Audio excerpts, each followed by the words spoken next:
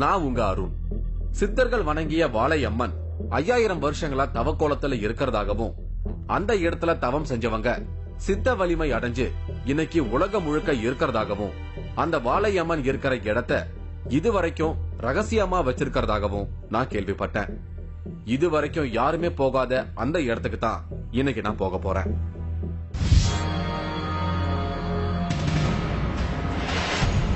நள்ளிரவில் வந்து போகும் ஒளிக்கீற்று அடர்த்தியான காட்டில் இருந்து இரவுல ஜோதிக்காக இன்னும் கிளம்புது. அமானுஷ்யங்கள் அரங்கேறும் மலைக்கோவில். அந்த அனுபவம் மிகவும் ஒரு சக்தி வாய்ந்தது. சமீபத்துல நம்மோட 3வது கண் Facebook பக்கத்துல ஒரு ஆச்சரிய வீடியோவை பதிவு பண்ணியிருந்தாங்க. நம்முடைய 3வது கண் நிகழ்ச்சிக்கு நிறைய தகவல்களை கொடுத்துக்கிட்டு இருக்கிற சங்கர் அப்படிங்கிறவரு அந்த வீடியோவை அனுப்பி இருந்தாரு. மனநிலை சரியில்லாம இருந்த ஒருத்தர் காட்டுக்குள்ள இருக்கிற அம்மனை வேண்டிக்கிட்டதால இன்னைக்கு மனநிலை சரியாகி சந்தோஷமா வாழ்றாராம். அந்த வீடியோவை நீங்களே பாருங்க. ஒரு 10 வருஷத்துக்கு முன்னாடி உடம்பு சரியில்லை, சித்தபிரம நிலைமையில இருந்தது அப்படின்னு சொன்னாங்க. தவம் பெற்ற நாய் கோயிலுக்கு போயிட்டு தான் உங்களுக்கு குணமாச்சுன்னு சொல்லி கேள்விப்பட்டேன். அதை பத்தி கொஞ்சம் சொல்லுங்களேன். கிராமத்துல ஒரு மாதிரி பஸ்ல கல்ல உடைக்க எல்லாம் செய்திருந்தேன் சாமி.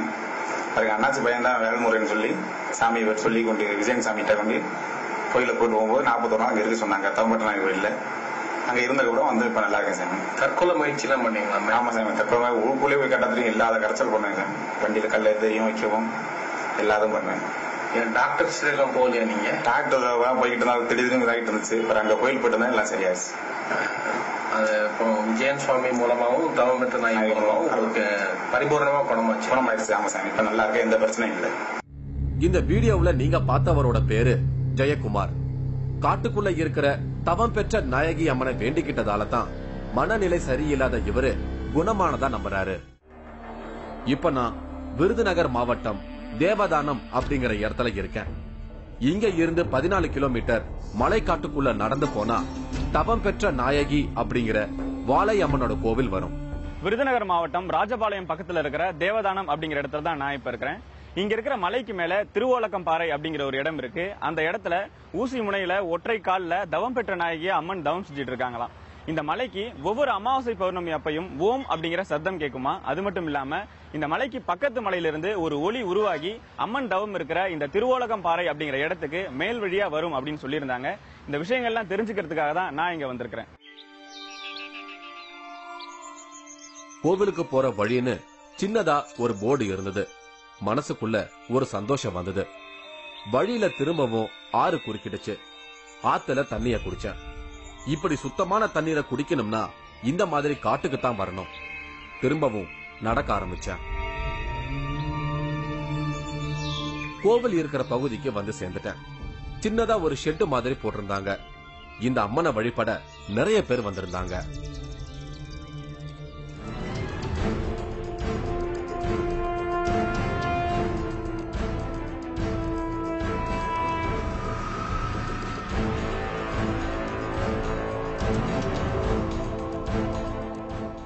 இப்ப நீங்க பாக்குறீங்களே, இவங்க தான் தவம் பெற்ற நாயகி, இந்த மலையில் இருக்கும் வாழையம்மன். இந்த அம்மனை வேண்டிக்கிட்ட தவம் செஞ்சா சித்த வலிமை கூடும் அப்படிங்கிற நம்பிக்கை இங்க வந்து தவம் செய்யறவங்களுக்கு இருக்கு. 5000 வருஷமா இப்படி ஒத்தக்கால்ல நின்னு தவம் செய்வதற்கான காரணத்தையும் இந்த அம்மனை சுத்தி இருக்கும் அமானுஷங்களையும் தேடித்தான் இங்க நான் வந்திருக்கேன். அந்த அம்மனை நானும் மனதார வணங்கினேன்.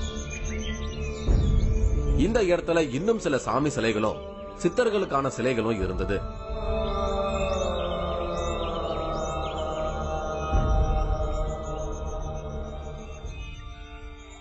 இவரு விஜயராகவன்.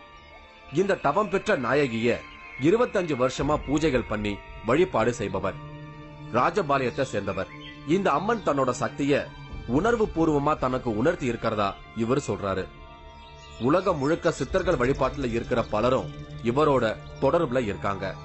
இந்த அம்மனை வழிபட வரவங்களுக்கு இன்னைக்கும் இவரு வழிகாட்டியா இருக்காரு. இங்க இருக்கிற மூலிகைகள் மூலமா இங்க வரவங்களோட நோயை தீர்க்கிறாரு. இங்க வரவங்க இவரை விஜயராகவன் சாமி அப்படின்னு தான் கூப்பிடுறாங்க. சித்தர்கள் தங்களோட யோக பலம் பெருக தவம் இருந்த காடு. அந்த காலத்துல இருந்தே இந்த இடத்த ரகசியமா தான் வச்சிருக்காங்க. பொதுமக்கள் தங்கள் வாழ்க்கை தேவைகளுக்காக பிரார்த்தனை செய்யறதுக்கான கோவிலா இல்லாம இந்த கோவில் சித்தர்கள் தங்களோட யோக பயிற்சிகளுக்கு பயன்படுத்தும் கோவிலா மட்டுமே பயன்படுத்தி இருக்காங்க. அதனாலதான் எல்லாரும் ஈஸியா வர முடியாத தூரத்துல இந்த இடம் அமைஞ்சிருக்கு. இந்த இடத்த பத்தி போகர் தன்னோட பாடல்கள்ல சில குறிப்புகளை சொல்லியிருக்காரு. அத பத்தி எல்லாம் எனக்கு விளக்குனாரு விஜயராகவன் சாமி. இதுலயும் 18 சித்தர்கள் வந்து இந்த இடங்களை அவங்க ஏற்றில் எதுக்காக மறைச்சு வச்சிருக்காங்க தெரியாது. ஆனா அவங்களுடைய மலைவாகனங்கள்ல இந்த இடத்த திருவழக்கத்தை எல்லாரும் மலையாளத்திலிருந்து கிளம்பி ஒவ்வொரு இடங்களையும் ஒவ்வொரு ஆச்சிரமங்கள் இருக்குது. என்னென்ன மூலிகைகள் கிடைக்கும், எது மருந்துகள் கிடைக்கும், யார் யார் என்னென்ன சாதனைகள் பண்ணாங்கலாம் எழுதிட்டு வர்றாங்க. சிவகிரி மலை வரைக்கும் வருவாங்க. சிவகிரி மலை முடிஞ்ச உடனே சேத்தூர் மலைக்கு போயிடுவாங்க. இந்த இடத்த சொன்ன 18 சித்தர்களில் போகர் பெருமான் ஒரு ஆள் தான் இந்த இடத்த ஒரு சின்ன குறிப்பு மட்டும் சொல்லியிருக்காரு. அதில் வந்து தவசு பாறை தவசம்மன் கல் கதவு கல் போட்டு மறைபடம் சொல்லி சொல்றாரு. இந்த மலைப்பகுதியில ஒரு அமானுஷ்யமான இடம் இருக்கிறதா போகர் தன்னோட நூல்ல குறிப்பிட்டிருக்காரு. அந்த இடத்துல கல்லாலான கதவும் அந்த கதவுக்கு கல்லாலான ஒரு பூட்டும் இருப்பதா சொல்லப்படுது. அது எல்லாரோட கண்ணுக்கும் தெரியாது. ஆனா அதை தான் பார்த்ததா சொல்லி என்ன ஆச்சரியப்படுத்தினாரு விஜயராகவன் சாமி. ஒரு 6 பேர் எங்களை அறியாமே நாங்கள் அம்மாள்கிட்ட பேசி இருந்துட்டு அந்த கிளம்பி அந்த இடத்துக்கு போகிறோம். போகும்போது 6 பேரில் அடியன ஒரு ஆள் தான் உயிரோட இருக்கிறேன். இந்த இடத்துல மட்டும் ஏன் அடர்த்தியான காடாக இருக்குது என்னன்னு பார்ப்போம். நான் போகும்போது பாறையில் கல் கதவு கல் பூட்டு தொங்குது. அந்த பூட்டில் இன்னைக்கு வரைக்கும் அதுக்கப்புறம் அந்த காட்சிக்கு அடியனுக்கு கிடைக்கல, வேற யாருக்கும் கிடைக்கவும் இல்லை. என்ன அதாவது 2 கருவண்டு வலதும் இடதும் சுத்துது. அந்த பூட்டையும் கதையும் இடமும் சுத்துது. அந்த ஒரு செகண்ட் தான் எங்களால் அதை ரசிக்க முடிஞ்சது. அடுத்து எங்களுக்கு புத்தி மாறிடுச்சு. என்ன பண்றோம் ஏது பண்றோம் உங்களுக்கு எங்களுக்கு வாய் வரல, ஒன்றும் வரல. கை சாடை பண்ணிக்கிட்டு அந்த இடத்த விட்டு வந்துட்டோம். அதுக்கப்புறம் அந்த இடத்துக்கு போனது. அதுக்கப்புறம் நாங்க போறதுக்கு நம்ம வாய்ப்புகள் கிடைச்சும் போறதுக்கு மனம் இடம் கொடுக்கல. மறைத்து வைக்கப்பட்டிருக்கும் போகர் செய்த இன்னொரு நவபாஷான சிலை தேடின நம்மோட டிராவல்ல மதிக்கெட்டான் சோலை அப்படிங்கிற ஒரு இடத்த பத்தி சொன்னது உங்க ஞாபகத்துல இருக்கும்னு நினைக்கிறேன். அந்த மதிக்கெட்டான் சோலைக்குள்ள போறவங்க தங்களோட நினைவுகளை முற்றிலும் இழந்துடுவாங்க அப்படின்னு அங்க இருந்தவங்க சொல்லியிருந்தாங்க. அப்படி மதிக்கெட்டான் சோலைக்குள்ள போனவங்க திரும்பி வரல, இன்னும் அவங்கள பத்தி எந்த விதமான செய்தியும் இல்லன்னு ஒரு அதிர்ச்சிகரமான செய்திய நமக்கு சுரேந்தர் சாமி சொல்லியிருந்தாரு. அந்த அளவுக்கு ஆபத்தான ஒரு இடம் தான் மதிக்கெட்டான் சோலை. அதே மாதிரியான ஒரு இடம் இந்த மலையிலயும் இருக்குன்னு சொன்னாரு விஜயராகவன் சாமி. சித்தர்களோட தொடர்புடைய இந்த இடம் போகரையும் விட்டு வைக்கல. போகருக்கும் இந்த தவம் பெற்ற நாயகிக்கும் கூட ஒரு நெருக்கமான தொடர்பு இருக்கு. அந்த சம்பவத்தை எனக்கு விளக்குனாரு விஜயராகவன் சாமி. ஒரு சூழ்நிலையில போகருக்கும் அவருடைய சீடர் புலிப்பாணி சித்தருக்கும் ஒரு கருத்து வேறுபாடு வந்திருக்கு. கோபத்துல போகர் அவரை சபிச்சிட்டாரு. தவம் பெற்ற நாயகிய வேண்டிக்கிட்டா சாப விமோச்சனம் கிடைக்கும்னு தெரிஞ்சுக்கிட்ட புலிப்பாணி இங்க வந்து இந்த அம்மனை வேண்டி தவம் செய்திருக்காரு. அந்த சமயத்துலதான் போகரும் புலிப்பாணியும் சேர்ந்து செய்ய வேண்டிய ஒரு முக்கியமான வேலை இருப்பதாக புலிப்பாணியிடம் உணர்த்தி இருக்காங்க இந்த வாழையம்மன். அம்பாளுக்கு பின்னால ஒரு கேணி இருக்கியா, அது வந்து புலிப்பாணி குண்டம் சொல்லி புலிப்பாணிக்கு சாவ விமோச்சனம் கிடைச்ச இடம் நான் சொல்லி ஒரு ஐதீகம் இருக்கியா. சிவகிரியும் பக்கத்தில் இருக்கியா. சிவகிரி மலையில உட்கார்ந்து தவத்தில் இருக்காரு. அப்ப வந்து வான்வெளியாக அந்த கவன மார்க்கம்ங்கிற ஒரு முறையில போகரையா வந்துட்டு இருக்கும்போது அந்த இடத்துல வந்தவொடனே அவரால் நகல முடியல. கீழே யாரா நம்மளை நிப்பாட்டுறது யாரும் கீழே பார்க்கும்போது கீழே புலிப்பாணி ஐயா வந்து தவத்தில் இருக்காரு. அப்ப இறங்கி போய் என்னங்கும் போது ஐயா அவருடைய தவற மன்னிப்பு கேட்டுக்கிறாங்க. 2 பேரும் சரி கலந்து அதுக்கப்புறம் தான் இங்கேருந்து போய் ஆவணன்குடி இப்ப இருக்கிற பழனியில உட்காந்து 2 பேரும் அதுக்கப்புறம் இங்கேருந்து கிளம்பி போய் தான் உட்காந்து நவபாசனத்துல தண்டபாணியை செஞ்சதா சரித்திரங்கள் இருக்குய்யா. காகபுஜண்டர் பார்த்த அந்த நான் கண்ட பாறை அப்படிங்கிற இடத்துல வந்து புதையல்கள் இருக்குது அப்படின்னு சொல்றாங்களா ஐயா? 1000 மீசக்காரனை வெட்டி தன் தலையும் சாய்த்தால் இப்புதையல் கிடைக்கும் சொல்லி ஒரு வாக்கியம்.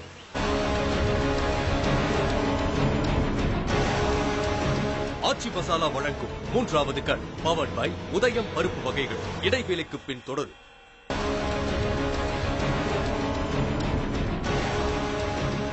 ஆச்சி மசாலா வழங்கும் 3வது கண் பவர்ட் பை உதயம் பருப்பு வகைகள் தொடர்கிறது. நான் இன்னைக்கு ராஜபாளையம் பக்கத்துல தேவதானம் அப்படிங்கிற இடத்துல இருந்து காட்டுக்குள்ள பயணிச்சுக்கிட்டு இருக்கேன். காட்டுக்குள்ள 14 கிலோமீட்டர் தூரத்துல தவம் பெற்ற நாயகி அப்படிங்கிற வாழையம்மன் இருக்காங்க. சித்தர்கள் வணங்கின அந்த தெய்வத்தையும் அங்க நடக்கிற அமானுஷத்தையும் பார்க்கத்தான் இப்ப நான் போயிட்டு இருக்கேன். இந்த காட்டு பயணம் எனக்கு ஒரு சவாலான விஷயமா தான் இருந்துச்சு. எவ்வளவு ரிஸ்க் இருந்தாலும் ஒவ்வொரு அமாவாசை பௌர்ணமிக்கும் இப்பவும் பொதுமக்கள் வந்து இந்த தவம் பெற்ற நாயகிய வேண்டிக்கிட்டு போறாங்களாம். அப்படி கஷ்டப்பட்டு வந்து வேண்டிக்கிறவங்க வாழ்க்கையில இந்த அம்மன் பல நல்ல மாற்றங்களை ஏற்படுத்தி தருவதா இங்க வரவங்க கிட்ட ஒரு நம்பிக்கை இருக்கு. ஏன்னா மக்கள் வந்து இப்ப நிறைய பிரச்சனைகளா இருக்காங்க. ஏதாவது எதை தொட்டாலும் பிரச்சனை, வாழ்க்கையில நிம்மதி இல்லை அப்படின்ட்டு பல பிரச்சனைகளோட தான் வாழ்ந்துட்டு இருக்காங்க. அப்படி இருக்கிறவங்க இந்த மலைக்கு வந்து வேண்டும் பொழுது அவங்களுக்கு எந்த மாதிரியான நன்மைகள்லாம் நடக்குதுயா? திருமண தடையை நீக்கி வைக்கியா, குழந்தை தடங்களை நீக்கி வைக்கிறது. அதாவது இதுல முக்கியமா அந்த குலதெய்வ வழிபாடு இருக்கு பாத்தீங்களா, அதை நிறுத்தி இருந்து இங்க வந்தாங்கன்னா முதல்ல உங்க குலதெய்வத்துக்கு செய்ய வேண்டியதை செஞ்சுட்டு வந்து என்ன பாரு அங்கிற இதெல்லாம் சொல்ல அடியன் வழி மூலமா சொல்ல வைக்கிறாங்க. அதாவது அமாவாசை பௌர்ணமி அப்பதான் இந்த மலைக்கு நிறைய பேர் வருவாங்களா? ஆமாய்யா, அதாவது அந்த திதிகள் முக்கியமான திதிகள் பாத்தீங்கன்னா அமாவாசையும் பௌர்ணமியும், அதனால அந்த காலங்கள் வந்து அந்த எண்ணங்கள் எல்லாமே நிறைவேறும் சொல்லி பெரியவங்களாம் சொல்லி வச்சிருக்காங்க. என்ன அதனால அந்த நேரங்களில் அம்மாவும் நல்ல உக்ரமா நல்ல இதா இருப்பாங்க. ஆகும்போது வந்து அவங்க தரிசனம் பண்ணாங்கன்னா அவங்களுக்கு நல்லது நடக்கும். இந்த இடத்துக்கு ஒரு சிறப்பு இருக்கு. இந்தியாவுல 2 இடத்துலதான் இப்படி அம்மன் தவக்கோலத்துல இருக்காங்க. அதுல தவம் பெற்ற நாயகி ஒரு இடம், மற்றொன்று ஒரிசாவுல இருக்கிற அபர்ணா தேவி அப்படின்னு எனக்கு சொன்னாங்க. தனித்துவமா ஒரு இடம் இருக்குன்னாலே அங்க ஏதோ ஒரு விசேஷம் இருக்குங்கிறத நாம புரிஞ்சுக்க முடியும்.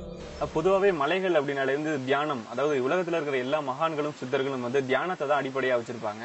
அப்படிப்பட்ட தவம் அப்படிங்கிற விஷயம் வந்து இந்த இடத்துல வந்து ரொம்ப சீக்கிரம் கை கூட்டிடும் அப்படிங்கிறாங்க. ஏன்னா அம்மனே வந்து தவத்துல இருக்கிறதுனால இந்த இடத்துக்கு ஒரு பெரிய வாசி யோகத்துல இருக்கனால நம்ம ஊருக்குள்ள இருந்து ஒரு சாதனையை பழக்கணும்னா குறைஞ்சபட்சம் பெரியவங்க சொல்லியிருக்காங்க 48 நாட்கள் ஆகும். 48 நாட்கள் அந்த ஒரு செய்கை சித்திக்கலாங்கிற ஒரு இதை கொடுத்துருக்காங்க. அந்த 48 நாளுங்கிறது இங்க 18 நாள்ல அம்பாள்கிட்ட வந்து அந்த அனுபவத்தை அனுபவிச்சுக்கலாம் ஐயா. அதனால இங்க இருக்கிற எல்லா சாமியார்களும் இங்க வராம போறதே இல்லையா? எல்லாருமே இங்க வருவாங்க. ஆமாய்யா, அதாவது வடக்கையும் சரி தெற்கே இருந்தாலும் சரியா அம்பாள்கிட்ட வந்து ஏதாவது மாசத்துல ஏதாவது ஒரு நாள் வந்து இருந்து தரிசனம் பண்ணிட்டு இங்க இது பண்ணிட்டு தான் போய் வந்துகிட்டு இருக்காங்க ஐயா. இன்னைக்கும் சித்தர்கள் இங்க தவம் இருக்கிறதா சொல்லப்படுது. அப்படி தவத்துல இருக்கிறவங்களுக்கு இந்த அம்மன் உதவுவத தன்னால உணர முடிஞ்சதுன்னு விஜயராகவன் சாமி சில அமானுஷ நிகழ்வுகளை பத்தி எனக்கு விளக்கினாரு. அப்ப போகர் இந்த இடத்துக்கு வந்து வெளிப்பட்டு இருப்பாரு இல்லையா? ஆமாய்யா, 18 பேருமே அன்றாடம் வந்து தரிசனம் பண்ணிட்டு போறதான் அம்பாள் வந்து எனக்கு அந்த அறிவுரை இருக்கா. என்ன அதாவது அதிகாலையில 3:30 மணிக்கு மேல அம்பாள் வந்து குளத்துல அந்த புளிப்பானை குண்டத்துல தண்ணியை வந்து கிளம்புவாயா. போயிட்டு திருப்பி 5 விடியும் முன்னால அதாவது பிரம்ம முகூர்த்த நேரத்துக்குள்ள திரும்பி வந்து உள்ள திருப்பி இருப்படுத்துக்கு வருவா. அப்ப அடையனுக்கு அந்த ரூபங்கள் அடிக்கடி கழிச்சுக்கிட்டே இருந்தது.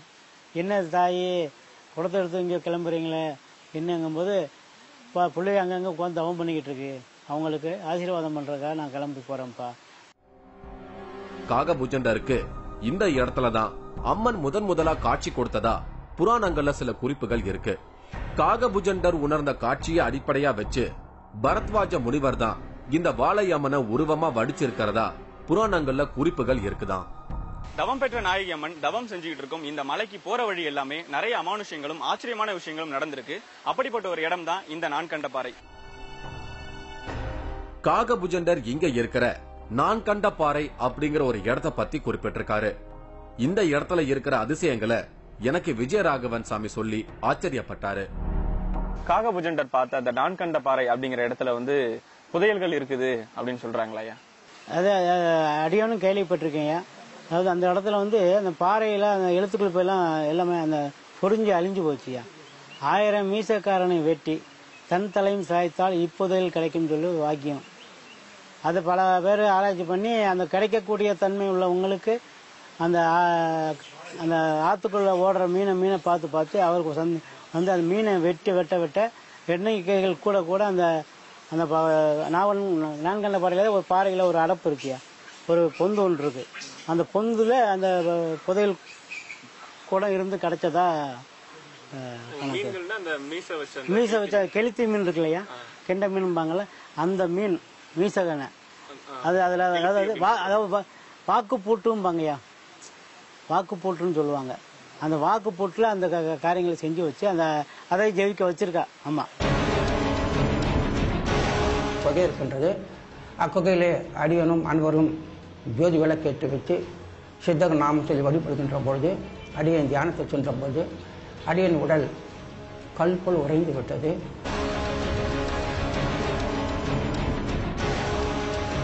ஆச்சி மசாலா வழங்கும் 3வது கண் பவர்ட் பை உதயம் பருப்பு வகைகள். இடைவேளைக்கு பின் தொடரும்.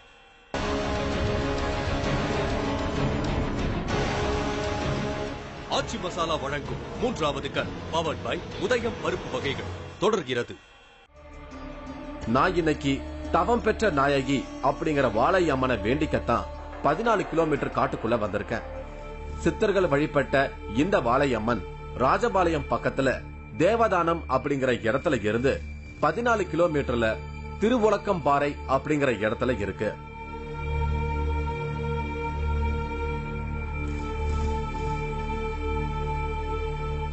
இந்த மலையோட அமைப்பு வலம்புரி சங்கு மாதிரியான தோற்றத்துல இருக்கு. கடுமையான கோடையிலையும் இங்க தண்ணீர் இருக்கு அப்படிங்கறது இந்த மலையோட ஸ்பெஷாலிட்டி. கோவிலுக்கு பக்கத்துல அருவி ஒண்ணு இருக்கு. இந்த அருவிய உலக்கை அருவி அப்படின்னு குறிப்பிடுறாங்க. நானும் இந்த அருவியில குளிச்சேன். புதுசா பிறந்த மாதிரியான ஒரு புத்துணர்வு எனக்குள்ள வந்துச்சு. தவ வாழ்க்கையில இருக்கிறவங்க உலகம் முழுக்க இருந்து இங்க வராங்க.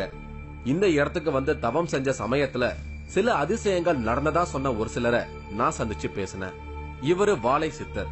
மலேசியாவுல அகத்தியர் ஞானபீடம் வச்சிருக்காரு. சமீபத்துல இந்தியா வந்திருந்த இவரு இந்த மலையோட அற்புதங்களை பத்தி கேள்விப்பட்டு தன்னோட வந்திருந்த 16 பேரையும் அழைச்சிட்டு இங்க வந்து தவம் பண்ணியிருக்காரு. தவம் பெற்ற நாயகி அம்மனை வேண்டிக்கிட்ட நேரத்துல இவருக்கு ஒரு ஆச்சரிய நிகழ்வு நடந்திருக்கு. அடியனும் என்னுடன் வந்த 16 பேரும் அம்மலைக்கு பயணம் மேற்கொண்டோம். அங்கே சென்றுகின்ற பொழுது பலவிதமான அனுபவங்கள் அடியன் கிட்டியது. ஒரே ஒரு அனுபவம் மட்டும் என்னால் மறக்க முடியாத ஒரு அனுபவம். அம்மலைக்கு செல்வதற்கு முன்பாக தவம் பெற்ற நாயகி திருக்கோயிலுக்கு செல்வதற்கு முன்பாக ஒரு கொகை இருக்கின்றது. அக்கொகையிலே அடியனும் அன்பரும் ஜோதி விளக்கேற்றி வச்சு சித்தக நாமம் சொல்லி வழிபடுகின்ற பொழுது, அடியன் தியானத்தை சென்ற பொழுது அடியன் உடல் கல் போல் உறைந்து விட்டது. அதை உணர்ந்து அசைக்க முடியாமலும் ஆழ்ந்த தியானத்தில் எழுந்துக்க முடியாமலும் அங்கே நான் அதை உணர்ந்தேன். எனக்குள்ளே மனதை உறுதிப்படுத்திக் கொண்டு மீண்டும் வெளிநிலைக்கு அடியன் வந்து மீண்டும் அன்பர்கள் அனைவரையும் நிறைவு செய்து பூஜை முடித்தேன். அந்த அனுபவம் மிகவும் ஒரு சக்தி வாய்ந்தது. பிறகுதான் அங்கே அந்த ஐயா சொன்னார், விஜயராகவன் சுவாமி அவர்களுக்கு சொல்லியது போல் இங்கே வந்து போகர் மகரிஷி இந்த தொகையில் அமர்ந்துதான் சில மூலிகை வைத்து நவபாசம் செய்ததாகவும் அவருடைய சீடர் புலிப்பானையும் அங்கே இருந்து தவம் பெற்றதாகவும் கேள்விப்பட்டேன். அதன் பிறகு மிகவும் மகிழ்ச்சி அடைந்து நாங்கள் அனைவரும் மேலே தவம் பெற்ற நாயகர் சென்று அங்கே தவம் பெற்ற நாயகியை சந்தித்தோம். ஏற்கனவே இங்க அமானுஷ்யமான ஒரு கல் கதவும் கல் பூட்டும் இருக்கிறதா சொல்லியிருந்தாங்க. அந்த இடத்த செங்கமலத்தேரி அப்படின்னு குறிப்பிடுறாங்க. தூரத்துல இருந்த அந்த இடத்த எனக்கு விஜயராகவன் சாமி காட்டினாரு. அங்க இருந்து இரவு நேரத்துல ஒரு ஒளி வந்து இந்த தவம் பெற்ற நாயகி அம்மனை தரிசனம் செஞ்சுட்டு போறதா ஒரு அமானுஷ்யத்தை பத்தி விஜயராகவன் சாமி எனக்கு விளக்குனாரு. ஒரு சில டைங்கள்ல ஒரு சில திதிகள்ல அந்த அடர்த்தியான காட்டில் இருந்து இரவுல ஜோதிக்காக ஒன்று கிளம்புது. கிளம்பி வந்து அம்பாள்கிட்ட வந்து தரிசனம் பண்ணி திரும்பி மறுபடியும் அங்கே போய் ஐக்கியமாகுது. நான் இன்னைக்கு சித்தர்களின் ஒளி வடிவ தரிசனத்தை பார்க்கணும்னு மனசுக்குள்ள தீர்மானமா முடிவு பண்ணினேன். இன்னைக்கு பௌர்ணமி அப்படிங்கறதால சிறப்பு யாகம் நடத்தப்படும்னு சொல்லியிருந்தாங்க. அதற்கான வேலைகள் ஆரம்பிச்சது. சித்தர்கள் தவம் பண்ணின இந்த கோவில்ல யாகம் வளர்த்து பூஜை பண்ணினா பிரச்சனைகள் தீரும் அப்படிங்கிற நம்பிக்கையில பலரும் வந்திருக்கிறத உணர முடிஞ்சது. முக்கியமா காட்டுக்குள்ள 14 கிலோமீட்டர் நடந்து பெண்கள் வந்திருப்பது இந்த அம்மன் மேல வச்சிருக்கிற நம்பிக்கைய காட்டுது. எல்லாரும் முழு மனதோட யாகத்துல கலந்துகிட்டாங்க. எனக்கும் அம்மனோட ஆசீர்வாதம் வேணும்னு சித்தர்களின் ஒளிரூப தரிசனம் கிடைக்கணும்னு மனசுக்குள்ள வேண்டிக்கிட்டேன்.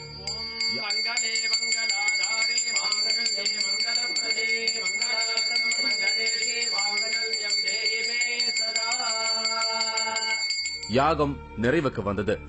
எல்லாரும் ஒரு முழு மன நிறைவோட இருக்கிறத உணர முடிஞ்சது. யாகத்துல கலந்துகிட்ட எனக்குள்ள ஏதோ ஒரு நல்ல மாறுதல் ஏற்பட்டிருந்தது. சித்தர்கள் தவம் செய்த மலையோட மகிமைய நானும் உணர்ந்தேன். அடுத்து சித்தர்களின் ஒளிரூப தரிசனத்துக்காக காத்திருந்தேன். நேரம் ஓடிக்கிட்டே இருந்துச்சு. சித்தர்களின் ஒளிரூபம் வெளிப்படல. நம்பிக்கையை இழந்த என்னோட டீம் மெம்பர்ஸ் கிளம்பிட்டாங்க. நானும் நம்பிக்கையை இழந்துட்டேன். கிளம்ப தயாரான கடைசியா ஒளிரூப தரிசனம் கிடைக்கும்னு சொல்ற இடத்தை பார்த்தேன். பளிச்சுன்னு ஒரு புள்ளியா ஒளி தோன்றுச்சு. உடனே என்னோட செல்போன்ல படம் பிடிச்சேன். அத நீங்களே பாருங்க. வெள்ளையா வட்டமா தெளிவா இருக்கிறது பௌர்ணமி நிலவு. அதுக்கு பக்கத்துல சின்ன புள்ளியா இருக்கிறது சித்தர்களின் ஒளி வடிவம் அப்படின்னு சொல்லப்படுது. புள்ளியா ஆரம்பிச்ச அந்த ஒளி பெருசாச்சு. இந்த அம்மன் கோவில் பக்கமா வந்து அது மறைஞ்சிடுச்சு. சித்தர்கள் ஒளி ரூபத்துல இந்த அம்மனை வேண்டிக்க வந்த நேரத்துல நானும் சித்தர்களை தரிசிச்சுட்டேங்கிற மன திருப்தி எனக்கு கிடைச்சது. மனசுக்குள்ள நன்றிய சொன்னேன். அம்மனை வணங்கி ஆசீர்வாதம் பெற்று அங்கிருந்து திரும்பி வந்தேன். வேற ஒரு அமானுஷ்ய அனுபவத்தோட நான் மறுபடியும் உங்களை சந்திக்கிறேன். அதுவரை உங்களிடமிருந்து விடை பெறுகிறேன்.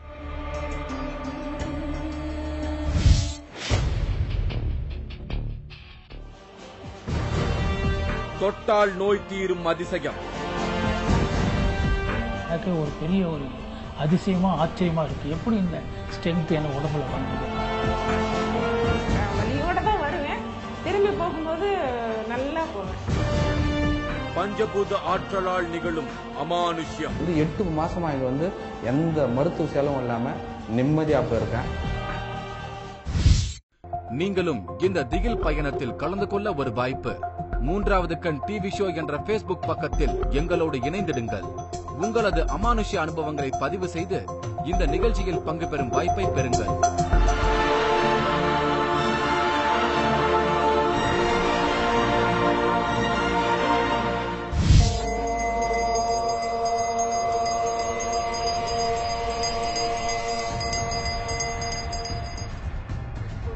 என் சொத்து பூராம வந்து அண்ணன் வச்சிருக்கேன். எனக்கு பலவிதமான தொழிலெல்லாம் கட்டி வச்சு நிம்மதி இல்லாத வாழ்க்கையை என்னை வாழ வச்சுக்கிட்டு இருக்கேன். Hey,